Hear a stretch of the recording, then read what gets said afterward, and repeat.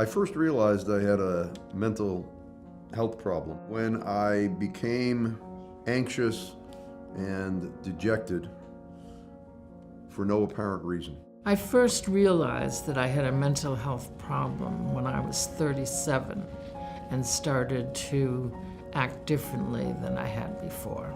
Since I've been 4 years old, I have been mentally and emotionally abused, sexually abused, physically abused, all throughout my life. I first realized I had a mental health issue when my son died because it was more than just grief. I just had no idea who I was or what I was supposed to do or how I could climb out of the pit. I first realized I had a mental issue when my first son was born, when I just didn't want to take care of him. I didn't want to accept that I had a problem because it didn't seem like a problem. I had more energy, I lost weight. I didn't want to accept that I had a problem because I'd never had a problem before. I thought that I could do this on my own, and it was really hard to accept that I couldn't. I didn't want to accept this issue because in my day, it was frowned upon. You were less than a person if you had mental issues. My life changed because of hitting rock bottom, and I realized that this was a serious mental illness that I had. I think my life changed when my son died because I found out how strong I was. My life changed because of my spirituality. My life changed because I was looking at things differently, and I realized I had to be the one to change it.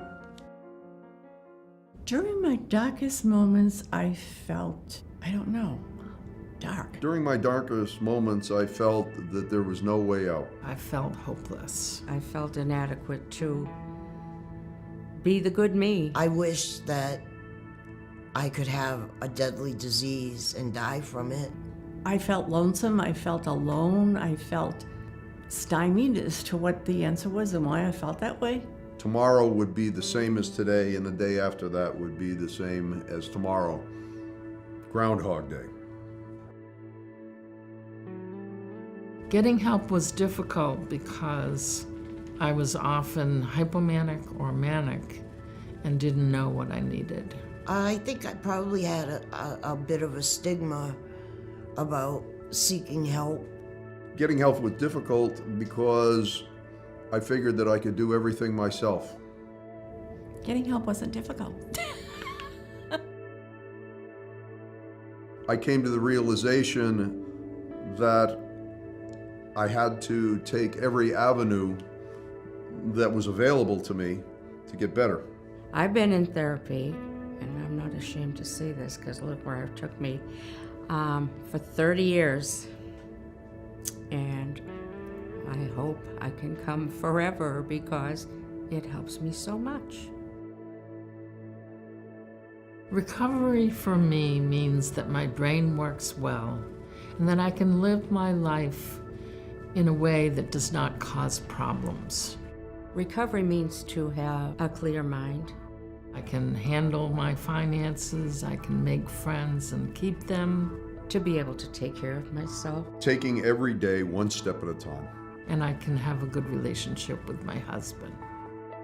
Living with a mental health issue means that you have to look at the positive aspects of getting better. Be noticing what's going on in my life. Realize that getting better is going to take time, but that you will get better. Watching for hypomania. I need to know when I'm starting to sink, and if I'm not on medication, I need to get on it. Living with a concern like this, I think I've learned that there is help. And I need to be active. I need to move. By coming to the mental health center, I've gotten an enormous amount of help. And I just let the recovery happen. If I had to give myself advice way back when, I would have told myself to have more self-esteem. I would tell my younger me to calm down, be patient, and to continue doing good things and enjoying life. I would tell the younger me not to try to be perfect. I would tell me to reach out for the help that's there and not to be ashamed of it. Do not be ashamed of it. Don't get pregnant and married. Oh, that's not what you want.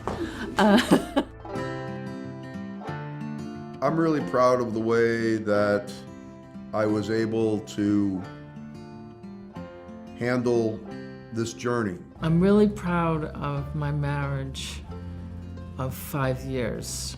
It's really made a difference in my life. You know, I've had a really hard life.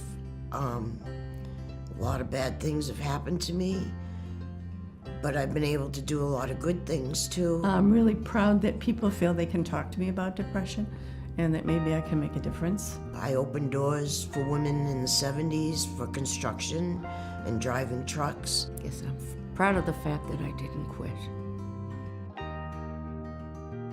100 years old. No. In the future, I hope to be happier than I was in the past. In the future, I hope to be able to control my emotions, I hope to be a help to people who need help.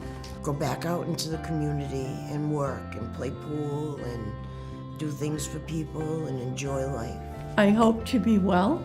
I would like to be able to have my grandchildren look back on me after I'm gone with love.